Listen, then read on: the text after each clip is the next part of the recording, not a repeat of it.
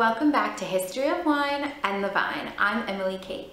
So this week I wanted to do a video about some of my most recent sources. I've done a video like this before, and I think I've gotten a lot of great feedback about it, and I know that you guys are constantly asking me on Twitter and on Facebook what my sources are, and you want to know more about what I would recommend that you guys read.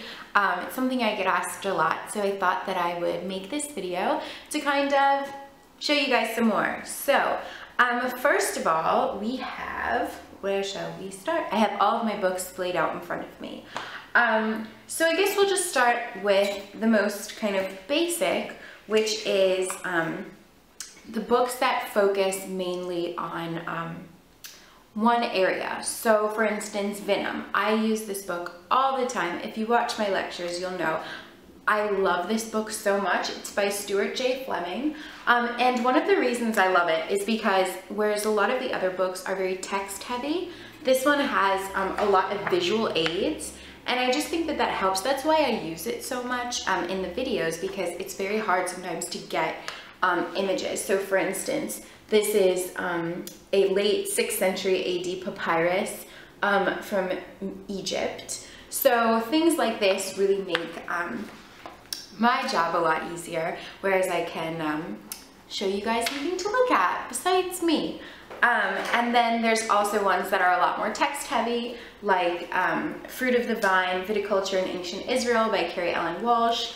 And this one is really interesting because it deals a lot with biblical passages, and she has everything kind of written in Hebrew and in English.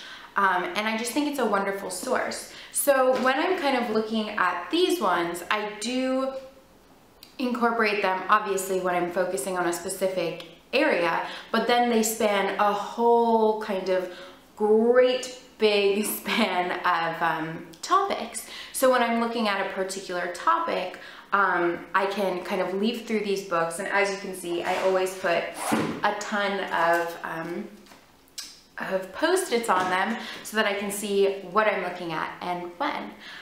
So next up, we kind of have my biggies, my classic ones, as I like to say. So there are a few books that I'm just constantly using because they are kind of compilations of a lot of different essays and papers and things like that. So first off, we have The Origins and Ancient History of Wine, and this is edited by Patrick McGovern, Stuart Fleming, again, the Venom person, and Solomon H. Katz. So this, and I'll show you just kind of the table of contents, and if you've watched my other video, I have talked about this, but it warrants talking about it again because I think I probably use this book in 80% of my videos.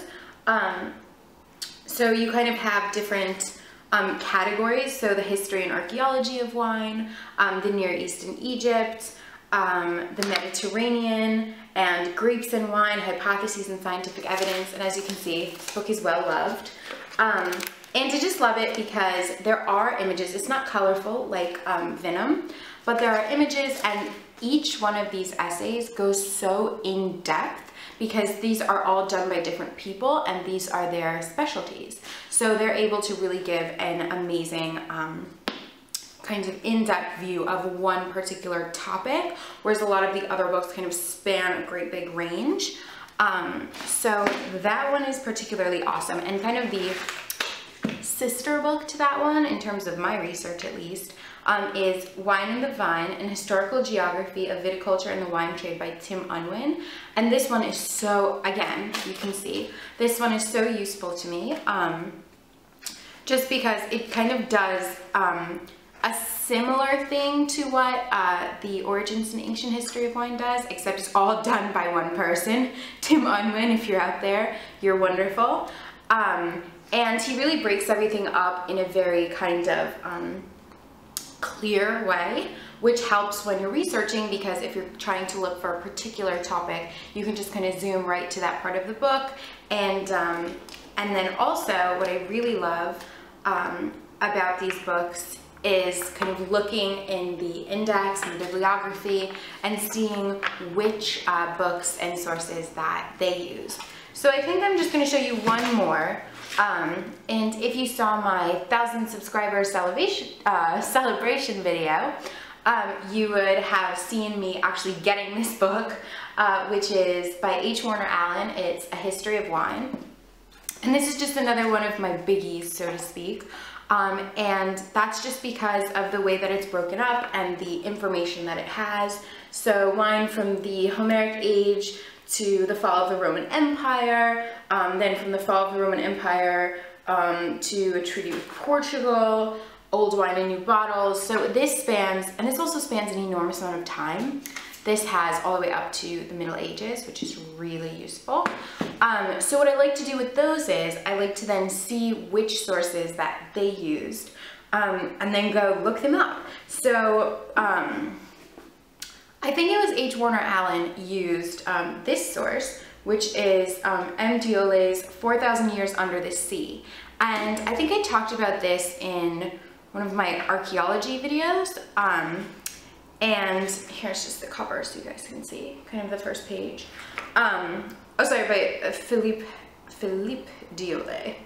And just what I love about this is kind of about underwater archaeology, which is something I have spoken about a lot because that's a lot of how we know what we know about wine.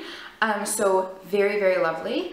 And I actually found that one, like I said, by reading the index and kind of the bibliographies of some of the more aggregate authors that I read.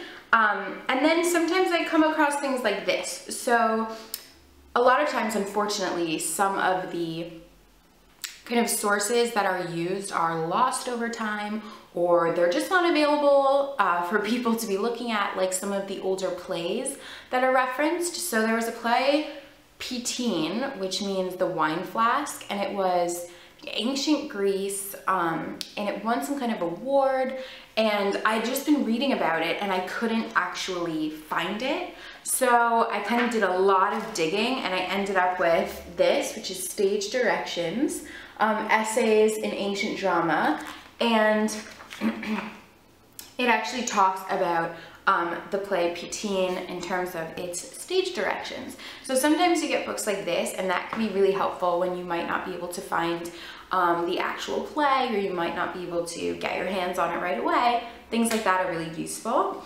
And then sometimes I just get so lucky.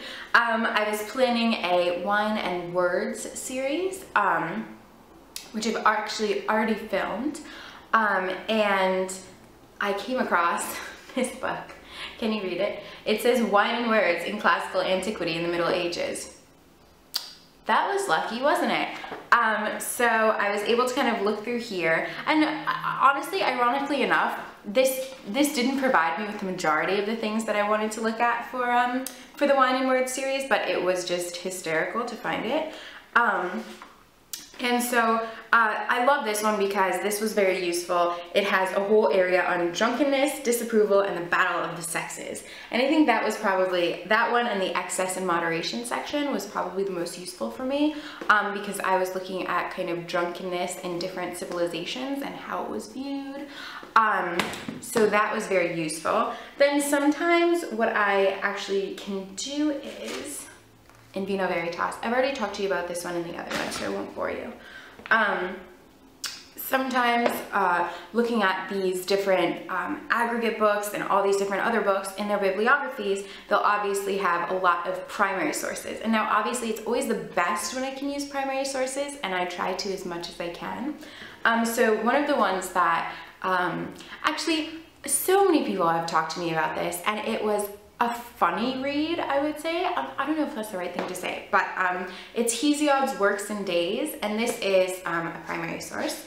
And it's, I don't really know how to describe it, but it was really funny. I remember laughing a lot, but maybe that was more just the 23-year-old in me and not necessarily the historian.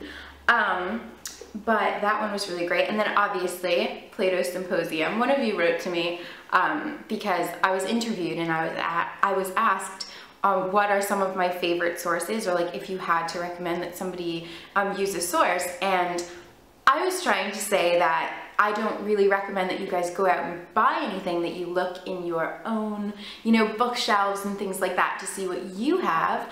And somebody wrote in, you should have just said Plato's Symposium. So I have Plato's Symposium, guys.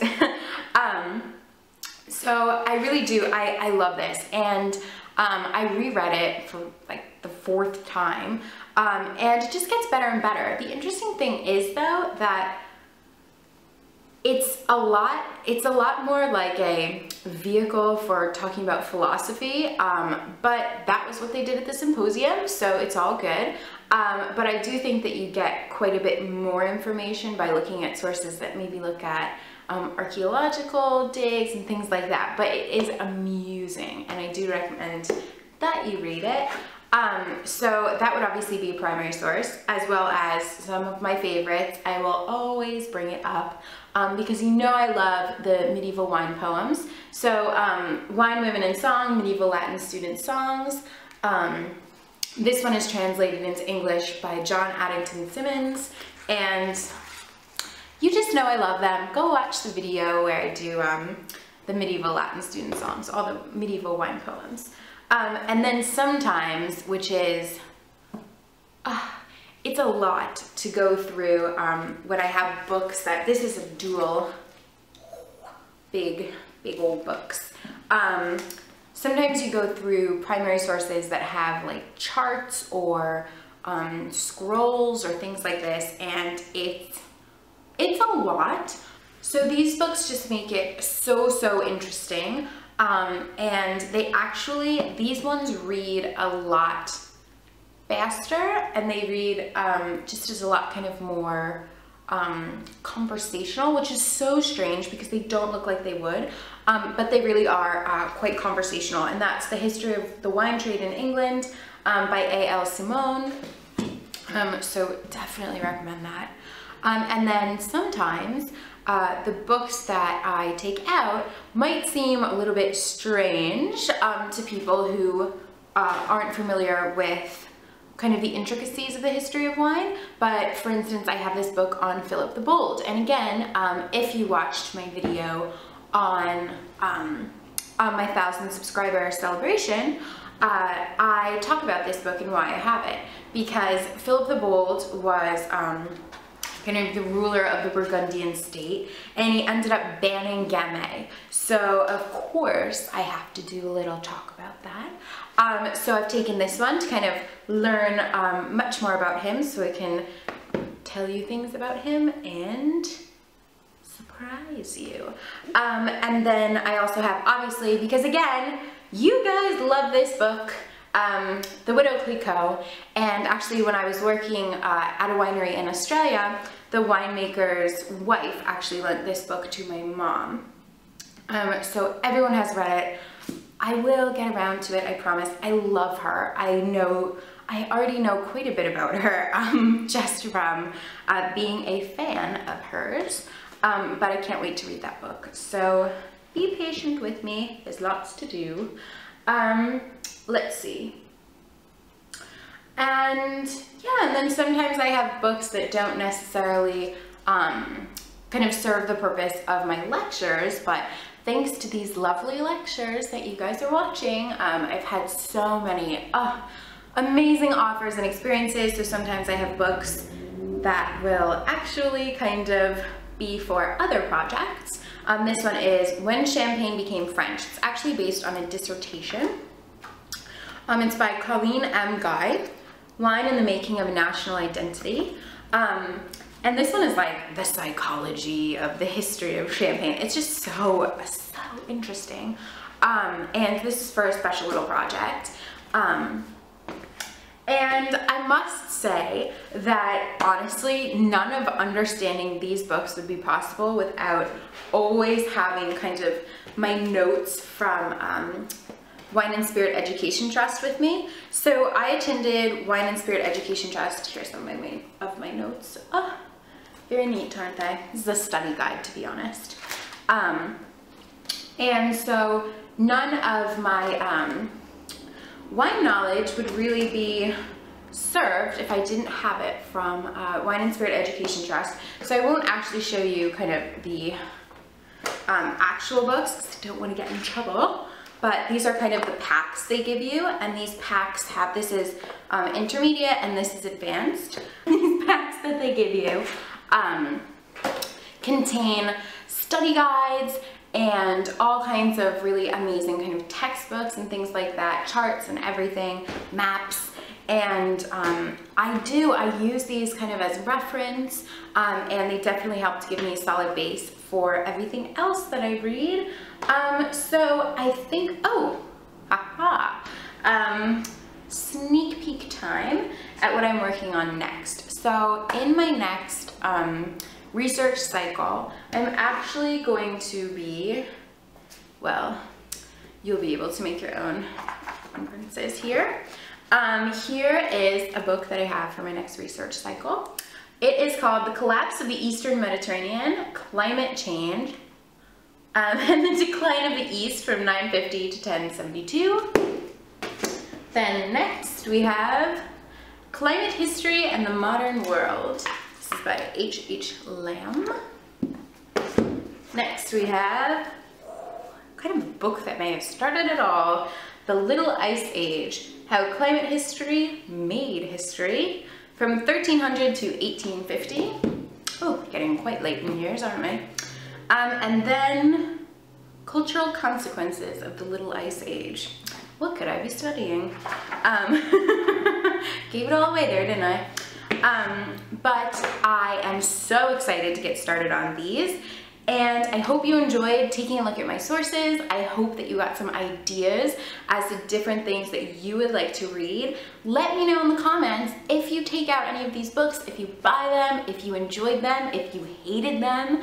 Let me know. Like the video, give it a big thumbs up if you enjoyed it. And don't forget to subscribe because I just told you kind of what I'm going to be doing next. So if you're interested in learning about that, definitely subscribe and you'll have lots more lectures to come. And I'll see you next time. Cheers!